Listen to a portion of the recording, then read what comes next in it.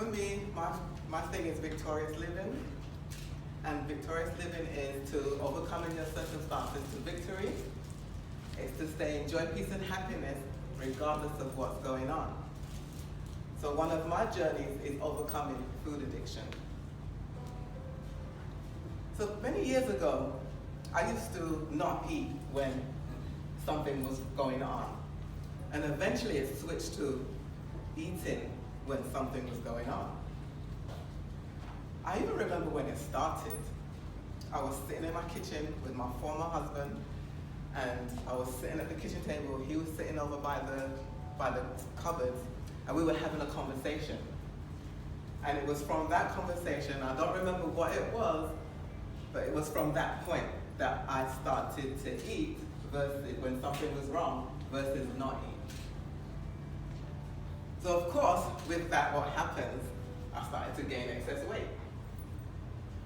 And with gaining the excess weight, I had to buy bigger clothes. So I started to cut the labels out of the clothes because I didn't want people to see the size I was buying. I was embarrassed.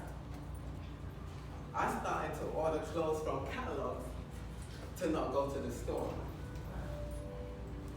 And it's all because of being embarrassed and being ashamed. And even with that, do you think I stopped? I would still struggle with food addiction. Later on, my son, he must have been in his early teens. We were having a conversation. And he said to me, "You're supposed to eat when something's wrong." I'm like, no, no. So he grew up watching me eat when something was wrong. So he thought that that was right.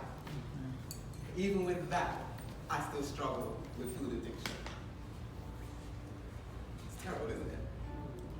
People would say to me, just lose the weight. Just don't eat. But they don't know the inner turmoil that's going on inside, why there's such a struggle. And this is part of my journey. So overcoming is part of my journey. Then it got worse. I learned that it's emotional eating that I have. Even knowing that, still didn't stop, still struggle. And then things got worse. I actually started to be binge eating, mindless eating, eating for no reason, eating out of boredom, struggling with food addiction. So I believe I was led to write this book because you don't hear much about it. You hear more about drug and alcohol addiction, but you don't hear much about food addiction. But you will hear about diets. It's usually diets you hear about. And so that's why I believe I was led to write it, so that they can bring an awareness to it, because it's really a slow killer. So what I was doing before was I was really eating myself to death. It's a serious thing, and pages 16 to 18 in my book will talk about some of the effects that you can get from food addiction, because people don't realize how serious it is.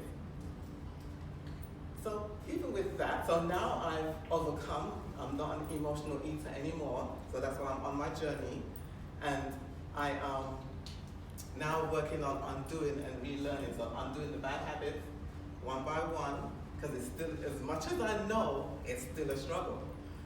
So that's what I'm doing. I'm overcoming one by one, working on the habits, undoing and relearning. And that's what victorious living is.